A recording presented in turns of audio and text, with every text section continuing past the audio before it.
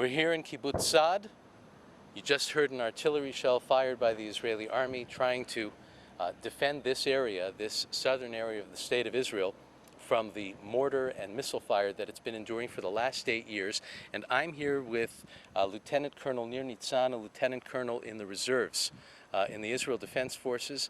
And Lieutenant Colonel Nitzan, if you can please give us a bit of a sense just of the history of the last 8 years in terms of the violence perpetrated against this region, against these towns, these cities, these kibbutzim, and who has been conducting the violence from Gaza, so that we have some perspective. Well, it's been 8 years that the picture you just took of this house has been going on and off with, depending on what the political situation is. Who's launching it? Everybody in Gaza. You can't just point one organization. There's a dozen of them. Each one is blaming the other as soon as they get to talk with us.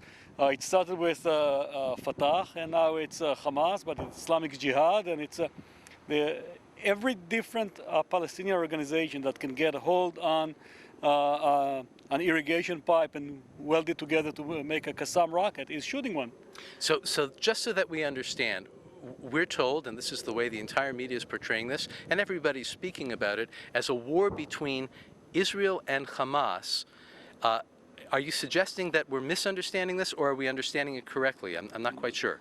You're totally misunderstanding. Hamas was elected by 75% of the people who live right down there.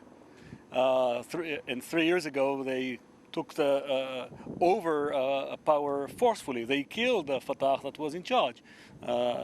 200 or 300, whatever it was, dead PLO soldiers and police ran off, and Hamas took over. But Hamas was elected by the people who live there. So prior to 3 years ago, when Fatah, or the Palestinian Authority as we know of it outside the state of Israel, was in charge, who was firing those missiles, who was firing those mortar rounds? Because you know, and I know, from speaking to these residents, it's very clear this has been going on for much longer than 3 years. Who was doing it? Well, for 3 years it's Hamas, or Hamas in charge. But before, when Yasser Arafat, or after him Abu Allah, was in charge, or the claim was it's not exactly us, it's the next door guy who's doing it. But you can define them. It's a whole population there who's shooting rockets. Everybody who reached the age of 15 that can hold the thing is shooting. And there's no really real definition.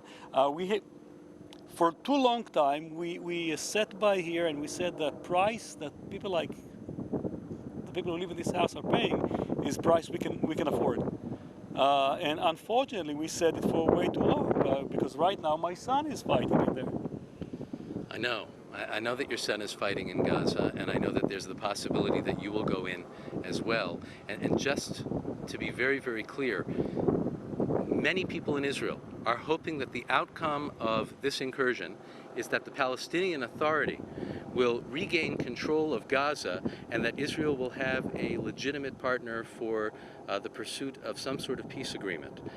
Is it your suggestion that with the Palestinian Authority that's possible or not? I'm saying that it's a farce, and regardless who's going to be in charge, they're going to shoot rockets unless they'll know that there's a heavy price paid for any rockets shot. And unless that is made very clear, they'll keep on shooting. That's my private opinion. Thank you very, very much.